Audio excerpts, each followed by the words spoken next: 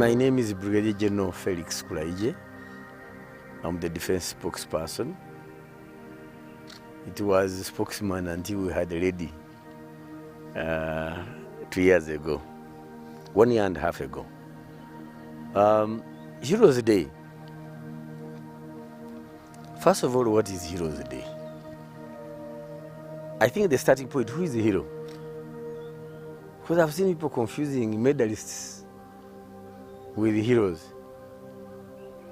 Whereas both medalists or people who have been earmarked for recognition and heroes can be decorated with medals. Not everybody decorated with a medal is a hero. I needed to make that difference. Because I've seen some people who have been decorated with the, say, Independence Medal, thinking they are heroes, national heroes.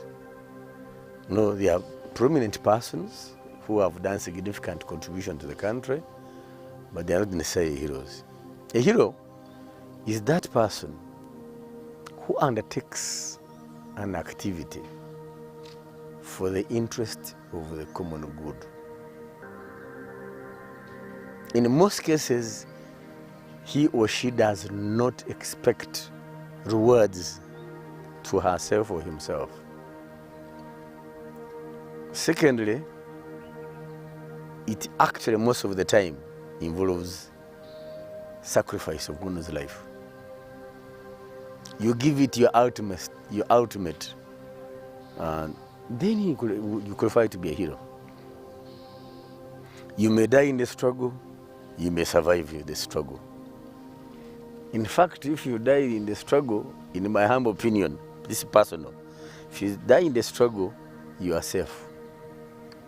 If you survive the struggle, you may undo your heroism in the course of your life. That's a question I wanted to sound for some of us. What's the background? On 9th June 1981, the UPDF, the UNLF, the Uganda National Liberation Front, the national army at the time, was in the areas of Chikandwa searching for NRA rebels. That time PRA, Popular Resistance Army. And they did round up people in the Chikandwa village, in the compound of Mr. Didier Nutamaguzi, not anywhere related to the Honorable Member of Parliament, and they slaughtered them. Not killed, slaughtered them. So Nutamaguzi knew where the rebels were. He didn't mention. Yet he knew they were going to kill him. But I think in his wisdom, he also knew even if he revealed them, he would be killed and they would be killed as well. Maybe that would have altered our history. But he withstood the torture and did not reveal the PRA rebels at the time, who were the freedom fighters, because he believed in the cause. That's another element. So he died for the cause. And therefore, the 9th of June was chosen to be our Heroes Day. And the Parliament passed it as a national public holiday. That's the background of Heroes Day. Now that day, we do recognize all those who have sacrificed for this country. But we may also recognize those who have done extraordinary work in science, in the arts, in production for the good of the country. On that day, we also definitely the Chancery, which is tasked with receiving nominees for awards or recognition, does collect those nominees, Then the Presidential Awards Committee goes through the nominees and submits to the President for approval, and eventually they are decorated on this day or any other national day, as you have seen. Now, something we need to notice is that some of the awards are not given every other day. For example, many of the military awards are given on Tarehe Sita, NRM Day, Tarehe Sita, Heroes Day, and Independence. Civilians are decorated on all the days. NRM Day, the Women's Day, Labor Day, Heroes Day, like this one, depending on the categories. And the medals also are different. What are the achievements of this historical event of having survived as liberators, or as revolutionaries rather, and were able to succeed in our mission of removing the dictatorship? In the first instance, we did implement the 10-point program, which eventually became 15. Especially number 1, which was democracy. I would like to state without fear of contradiction that Uganda is one of the most democratic countries in the world. I'm yet to see a country where universal adult suffrage has a right from the village to the national level. Actually, some people think we over-democratized. 2, the level of freedom. I've seen some people in the media world saying the space is narrowing. I think the truth should be told, that the actors are narrowing the space for themselves. You see, freedom does not mean chaos or anarchy.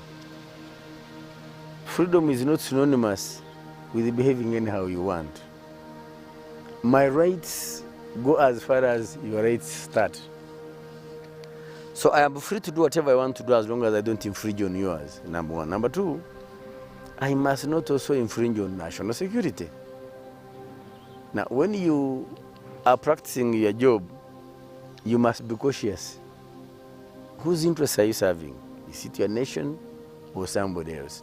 Because that will determine how you conduct yourself in your activities. 3, the feedback. The way government responds to people's demands. You know, that's a democratic principle. So having said that, then the restoration of the economy. No, restoration of security, first of all, which I think we have been doing very well. Albeit, recently there were the events of gun violence that have seen some Ugandans kill others and kill themselves or kill themselves. But I can as well say, this is not new. As long as we are living on earth, criminals will be there, criminality will be there. The bottom line, I think the challenge to us as government is how we deal with these challenges. I think for a long time, in the 90s, early 2000s, Uganda was one of the few countries that were growing at 7% per year. And as a result, we built a resilient economy that was able to withstand the financial meltdown of 2008-2009. Of course, sustained by regional trade. And you realize that our president has been very, very keen and emphatic on the need for integration. Because he believes that if in countries we have intra-country trade, then the vagaries of international economic situation will not affect us as they would have done. Today we are suffering with the consequences of Ebola, consequences of COVID-19. because of the collapse of the regional trade. Not collapse, but the decline, sorry for the wrong word. With the problems that happened in South Sudan in 2013, with the issues in Eastern DRC, certainly our regional trade has been affected negatively. And then some of the hiccups that are caused by partners in the region, border closure, blocking some of our products into the market like some of our neighbors have done, that certainly sabotages our trade activities in a direct contradiction of the common market protocol, where we are supposed to cater for free movement of goods and services and the people. The other achievement is cooperation with the region, within the region and the international community. I think we have a very robust foreign policy. We believe in defense diplomacy. We believe in good relations, not only with neighbors, but internationally. And from that one, we bring in the principle of Pan-Africanism that we believe in, and our contribution to international peace, particularly African peace, I think is well known. There have been challenges there, as you know, but for us, we are not deterred because we believe sacrifice has to be paid. There are no shortcuts. Then the emancipation of our people, socio-economic transformation. By the time we took over, people who are living below the poverty line were, I think, 61%. Today, we are talking of 47% as people living below the poverty line. The people outside the economy were 60, now they are 39, the homesteads, now they are 39. That is a fundamental change, which the president talked about on 29th of January, 1986. Does everybody believe these things? Not necessarily. It hurts to see Ugandans who stand on the roadside to converse about Man U, Liverpool, and what have you during working hours. It means our services, our sacrifices are wasted. In the health sector, how many children are dying below the age of 5? Very few. The 6 killer diseases that we used to sing are no more. It's only polio which was coming in because of our neighbors who may have not immunized. But we immunized our children and they survived. In my younger days, it was a ration. It was a must to find a lame child in school. Today, many of the schools, if not all, don't have lame children because of the government policy of immunization. In other words, the transformation, the socio-economic transformation of our people is taking place, although we are not yet there. But when you check people who are now having sources of income, then you realize that the message has been sinking. The other day, the president was talking about the people who are growing coffee in Masaka. I'm one of them who are growing coffee. I listened to the advice, although I'm not a prominent farmer because I'm a foreign farmer. Maybe if I was on the ground, things would be better. Then the entire agricultural sector, food security. We had a warning from Minister of Agriculture about likely food shortage last year. And the president, in a timely manner, directed the ministries of defense, of internal affairs through prisons, and then the National Enterprise Corporation to grow maize for purposes of catering for that threat of food insecurity. I want to assure you, we have harvested tons and tons. I'm worried about our Storage, because the harvest is very big, we need now storage and preservation of this maize. Animal husbandry, we are the second leading exporters of dairy products on the African continent. That's not by accident. It's because of the government policies. It's because of the population having listened in and gone commercial cattle farming. The other, where we see again some challenges coming in, is regional integration.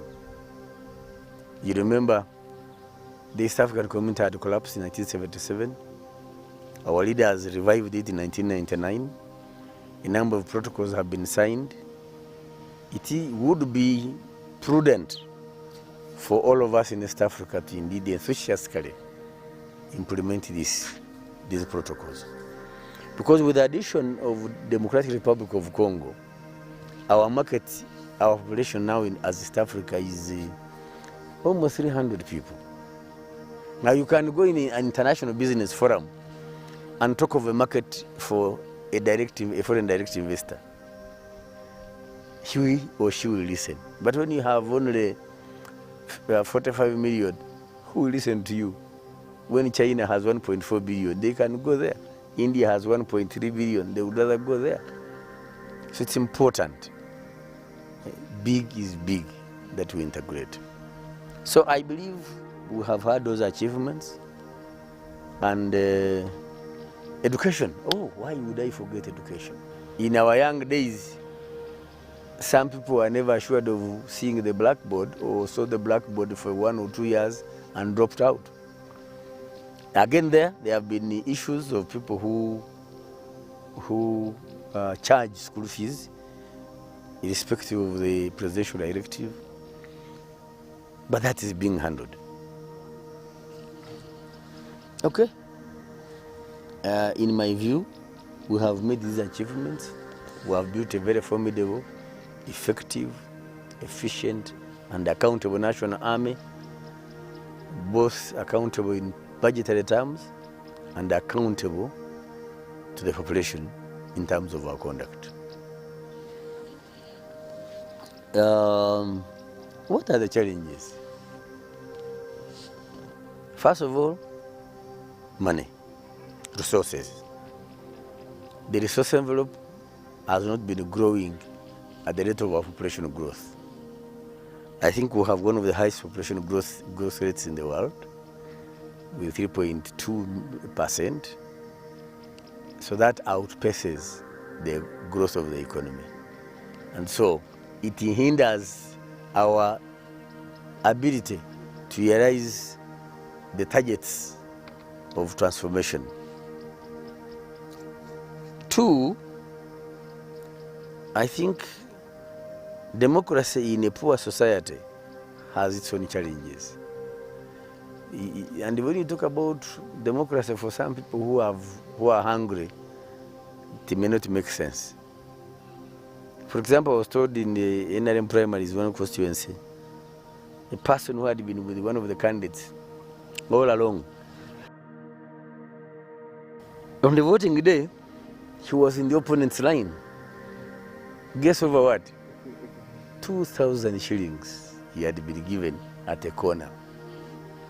So that's why we are talking of emancipation economically. Because when somebody is empowered economically, they will make informed decisions without an undue influence. That's one of the challenges. The other challenge, of course, was democracy in an illiterate society, which is fast going away. But as it's fast going away, we have a youth bulge, which is a consequence of the health programs of immunization. Positively, population exploded.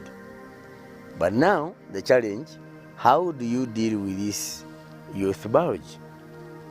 Which is an opportunity. Some people think it's a challenge, yes, but it's an opportunity. This is a labor force. A labor force, however, whose attitude is not directed to work. because of family challenges. As people chased economic opportunities, they forgot the family. And children have grown up under nobody, except either for the middle class, maids. For the non-middle class, like that. And hence, the chaos, the violence that we see on the streets, that we see in the country. We concentrated on things that were more urgent, but I think it's high time now we go for national service for all the youth, like other countries, so that national values are inculcated as we were, some of us who were grilled when we were young. The other issue is service delivery. That's another challenge. That we who are in government offices, some of us are not doing what is expected of us. And hence you hear complaints of lack of service delivery. But money is budgeted for. Money is released. Why aren't you delivering on your mandate? Could it be high time we introduce performance indicators so that people can be evaluated according to those indicators? The other challenge is some insecurity emerging because of, again, unemployment, attitude to work, desire to get quick money, and then the fourth one, corruption. Stealing public resources. Somebody expropriates money for public activity and goes scot-free, or even if he's arrested and arraigned in court, he beats the justice system. And three, like I said, the desire for getting rich quickly has attracted almost everybody. And so, in everything we are given to do, instructed to do, we are looking for immediate gain. The so-called notion of funirawa, which is very unfortunate. That means that we have lowered our value system to daily bread. That we are not looking at the future, but we are looking at what we are going to gain now. As a result, we are killing the future. The question of communicating valueless, violent, non-useful messages. Somebody commented that if it's gospel or a sermon, it does not get much publicity or spreading, like a negative news, like pornography. And we have gotten excited about social media, TikTok, WhatsApp, Twitter, Facebook. But what are they for? The inventors were anticipating business. We are using it to waste a lot of time. You find somebody is 75% or 80% of his or her time is on the phone. Despite even the warning that some people's thumbs have been affected because of this typing. What value are we earning from this? There are some chat rooms I've entered. You find somebody sends 47 messages in a day, or 100-something messages have been posted on that chat room in one day. If you are going to read all of them, you have killed time. So it's important to communicate what is building. The Bible says, say what will build others, not will destroy them. So can we communicate value? Not in terms of only money, but value in terms of social cohesion. Hate messages I keep seeing on TikTok. Absolute rubbish. Absolute rubbish. God did not create us to build walls between ourselves, but let us love one another. Jesus, I believe in, he said, I have loved you, so love one another as I have loved you. God is love. He actually says, I leave you peace, my peace I give you. So what peace are you spreading with the messages against Baganda or Banyankole or Acholis? really, what value are you adding if such a garbage is what you are spreading out? And I'm sorry to use this language because that's what it deserves to be called. So communicate what builds others. Communicate what makes you make money. That's what this is, social media is supposed to mean. Now, our young people, of course, are excited about social media. It's natural. It's natural. But two, not everything posted is the gospel truth. Three, the controllers of these platforms have their own ideology, one. Two, they have their objective to take away the young African people to imagine what happens in the USA, in Europe, even when it is not the reality. Because I can tell you I was in Washington and there were people sleeping on the roadside in winter. People go hungry. Here people can afford food. Even when they are not working, they get what to eat. So let's not waste time on what we have been hoodwinked or hooked on. Can we investigate what we are reading? For instance, one brings a video of 5 years ago and he begins spreading it.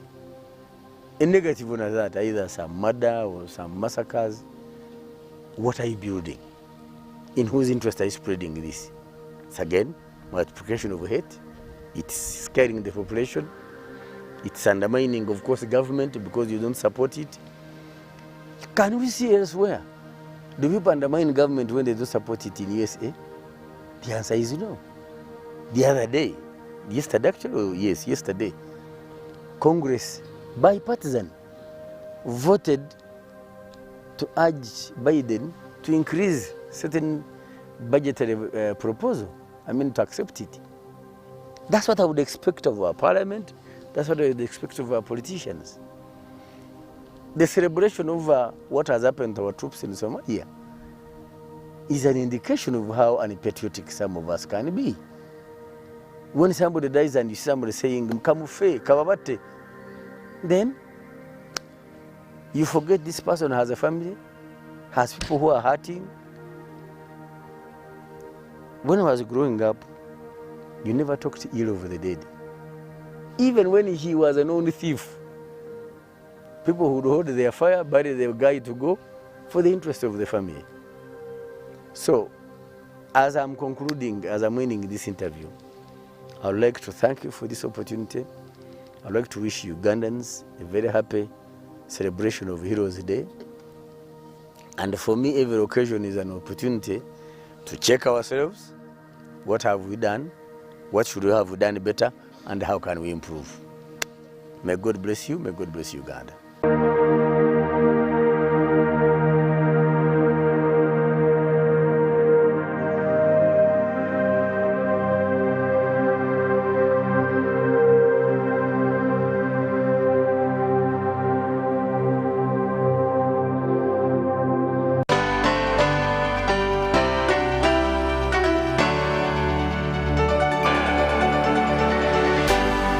UBC, inspiring Uganda.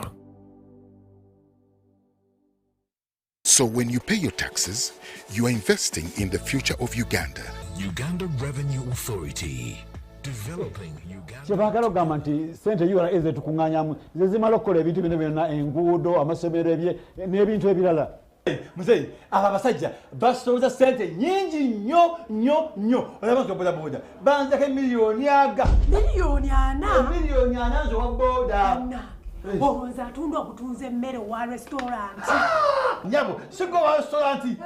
Muceere, nyama bisi. Bw'oba miliyoni nkaaga. Eki? Lwali kati ataniza alina kawushibe n'akabaala. Muzeyi, kati ate gw'ofudde mufi. Kiki? Lekera okulimba. URA era omusolo gwe bayita presumptive tax. Oba guyita omusolo ogwafa oba business obutono obuyingiza okuva ku miliyoni 10 mpaka ku 15 obutasukka omwaka. kakati olonze banategeera bati nyingiza yange ate oba olina okukuuma ebitabo byonna byonna ebikwata ku bizinensi yo ate ekyangu kwe kugenda gwe kennyini n'obeesooka n'obatwalira ebitabo bino ku ofiisi zaabwe eza URA ezikuli okumpi awo ne babeera nga bagerekera omusolo omutuufu ekitegeeza olina kwetega beetege kyekyo bwe beetege bweteze osirike era bwe ate bakulimba nnyo kubanga ate mu ababoda mulina sasula emitwalo ejja omwaka gwe ssebo obwedde oyogera ebigambo nga babikunyumiza bunyumiza n'otuli